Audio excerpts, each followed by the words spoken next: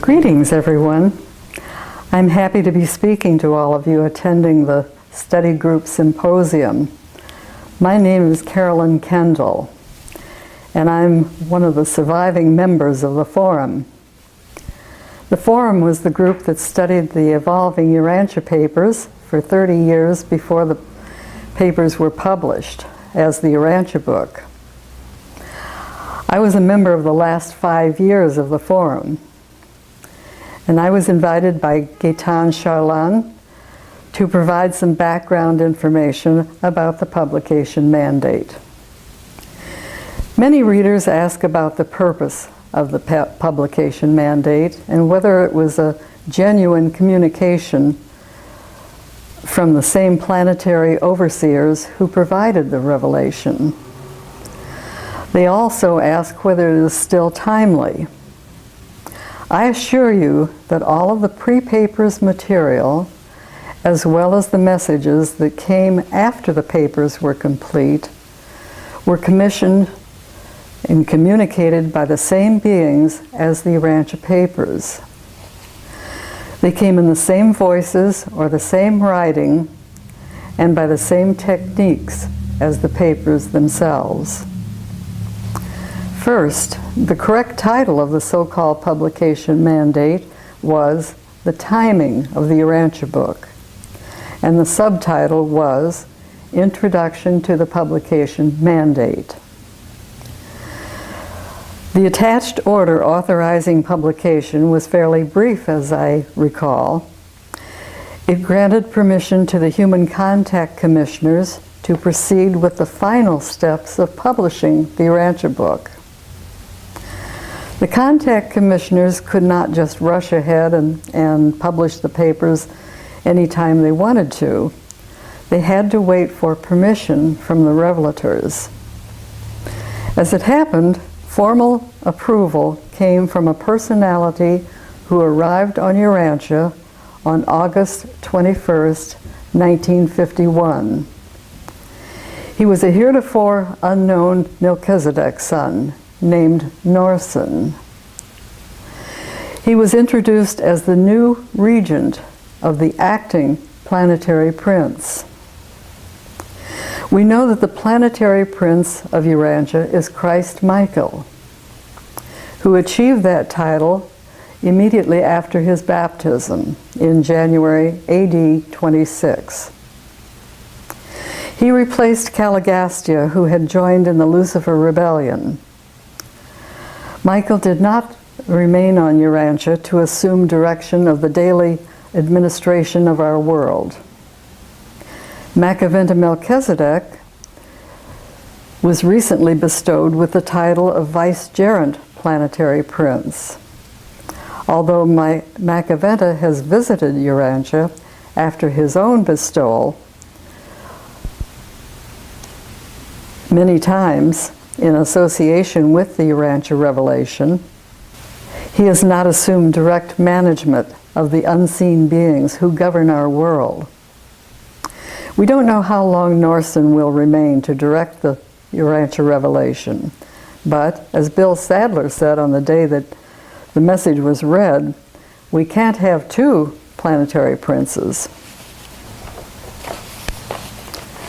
The previously unknown Melchizedek son was accompanied by Macaventa Melchizedek and by Gabriel, the bright and morning star of Nebadon.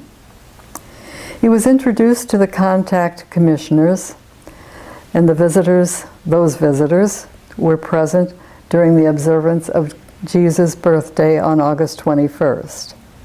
They were invisible to human eyes. The Urantia papers had been in preparation since January 1925 and had evolved gradually through 2 series until 1935. Much of the effort between 1925 and 1941 was consumed with clarification of the text with the revelators and with retyping, proofreading, and making approved corrections of the text. There was a wait of several years because of World War II and the Korean War, as well as a succession of further threats to the security and peace of the world. The revelators granted permission in June 1941 to begin setting type. The printer of choice was R.R. Donnelly & Sons of Chicago, Illinois. Each part of the book was set in type as funds became available. The revelators waited until the forum had completed a full reading of Part 4 in their Sunday meetings before authorizing typesetting of Part 4. The last paper of Part 4 of the Jesus Papers was read January 8, 1948. Part 4 was set in type by June 1950. 3 months after his August 1951 arrival, Norson sent a communication to the Contact Commission on November 22, 1951. He had appointed a Supreme Court of Urantia consisting of the heads of the various orders of beings functioning on the planet. He also advised that the affairs of the Contact Commission would be turned over to Urantia Foundation on February the 11th, 1954. In August 1952, he sent another communication which stated, "I, and I alone, shall direct the publication of the Urantia book." And he said, "If I do not provide such information on or before January 1st, 1955, then the trustees of Urantia Foundation should proceed with plans for publication in accordance with their own judgment. I reserve the right to intervene at any time." When asked why they had not heard from him for an entire year, he responded that he had been, quote, "working to prevent World War III," end of quote. Norson's third message was the publication mandate and the timing of the Urantia book, which was read to the forum on September 21st, 1952. This date was confirmed by a notation in a private diary. I heard the mandate and the eloquent introduction read to the forum by Bill Sadler. Bill expressed the personal opinion that they probably would not hear anything further from our friends, as he put it, saying, "I guess we are on our own from now on." The forum members had been thinking in terms of large assemblies of groups after publication. But when one man in the audience heard that we were to establish thousands of small study groups, his comment was, "Now they tell us." Everyone else in the forum was quite excited to know that the book would soon be available to them to read at home. There was some discussion as to what is meant by the statement in the introduction to the mandate, quote, "The book belongs to the era immediately to follow the conclusion of the present ideological struggle," end of quote.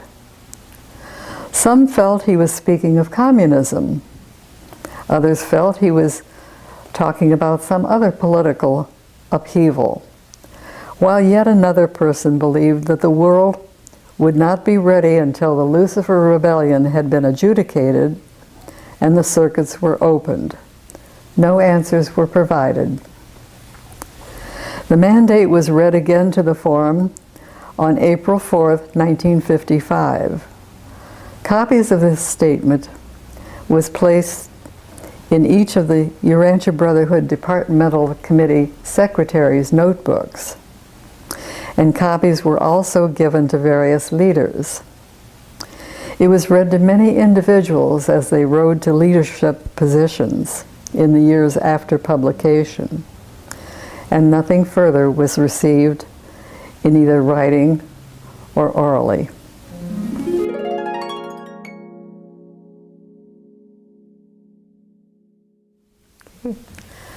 The timing of the Urantia book. We regard the Urantia book as a feature of the progressive evolution of human society.